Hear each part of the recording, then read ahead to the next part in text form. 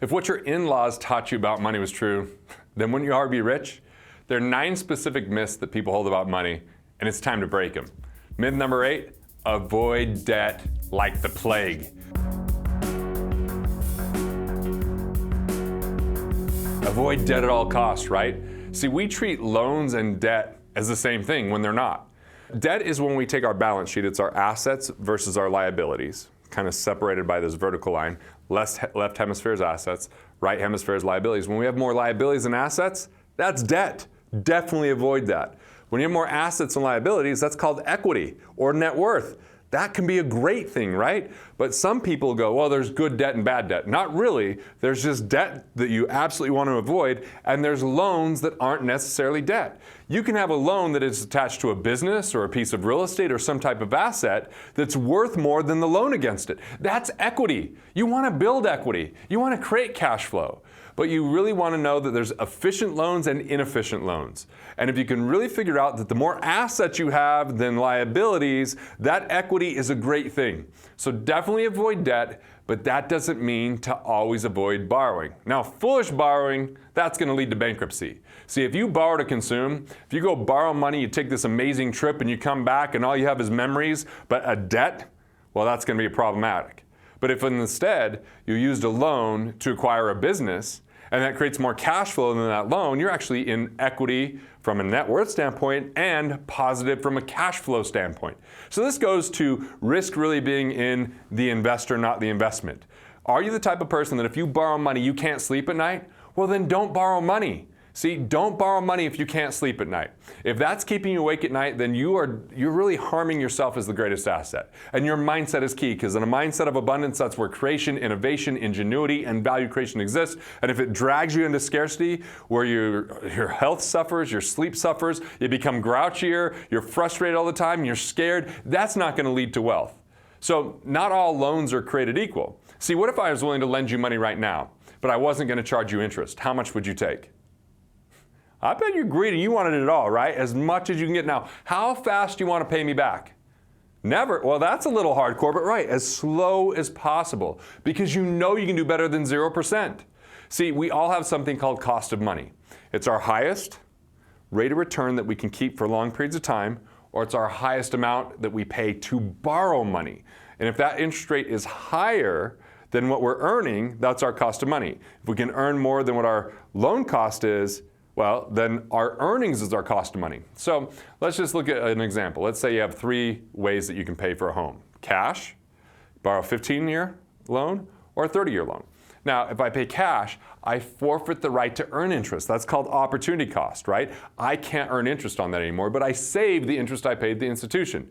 If I do a 15-year loan, I pay more per month right now, but after 15 years, I don't owe any money. And if I do 30-year, it's pretty obvious, it's 30 years. Now, my math teacher, Mr. Mornier, he just taught me that, you know what, a 15-year, you pay less interest than a 30-year. And from a mathematical standpoint, he was spot on. I actually rushed home, told my mom, I hope we don't have a 30-year loan, I hope we're on a 15-year. She's like, absolutely, and we pay extra every month because we're savvy that way. I was like, great, thank God. But then I had an economics course, Professor Hamlin shared with me opportunity costs. I'm like, wait.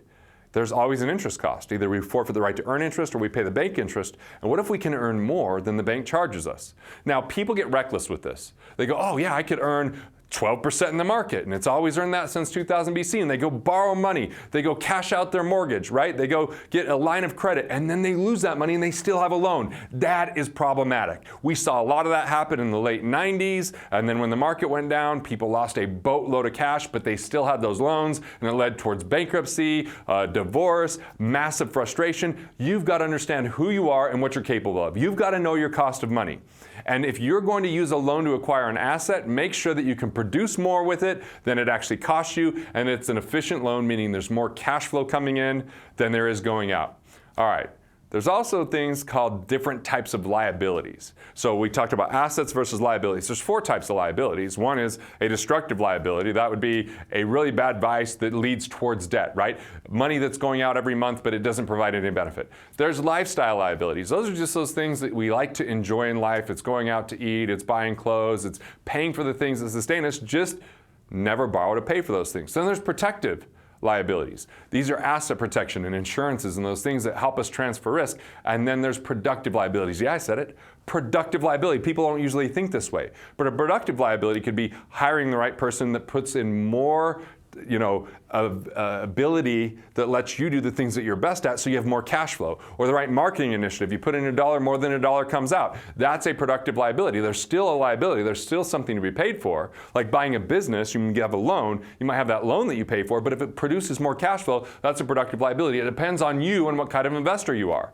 So if you're going to go out there and borrow, make sure you're investing properly. You've protected the downside. You're investing in the right people or the right products or the right companies. And avoid any of these destructive loans that are so inefficient or that can destroy wealth or that lead to debt. But see, we're not in debt just because we borrow. I can borrow money and be in equity from day one. Have more asset than liability.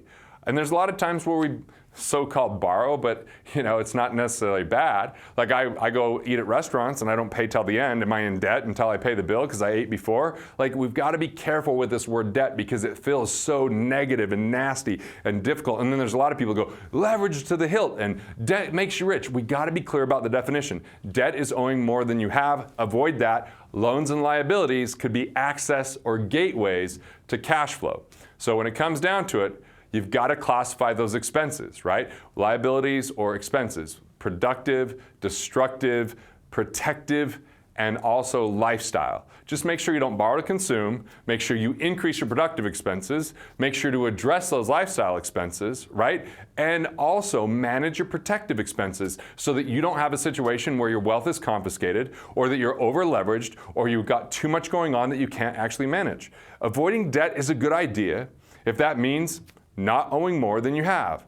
But if you're doing everything on your own, avoiding every expense, then you might not really have a great life because you're trying to shrink your way to wealth. You've got blisters on your fingers from pinching pennies. You're avoiding production. You're not being an investor. You're being stuck in a saver's mindset. The key here is be more abundant and intelligent at the same time. Only borrow if you're actually producing and creating cash flow with assets. Don't borrow to consume. Be careful if you borrow, if it drags you into a wrong mindset or you start to lose sleep because you're your greatest asset and you want to do everything you can to be as productive as possible, to meet your potential, to live your sole purpose, to grow your business, but not at the expense of scarcity. So now you have the knowledge to transform your thoughts into profits and build the life that you love. If you want to learn more on this topic, check out my video on how, when, and why to avoid loans.